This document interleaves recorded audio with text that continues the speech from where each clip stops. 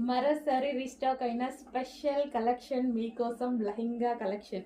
So ఎన్నిసార్లు restock చేస్తున్నాం చూసారా, స్పెషల్గా చేపిస్తున్నాం ఇవి.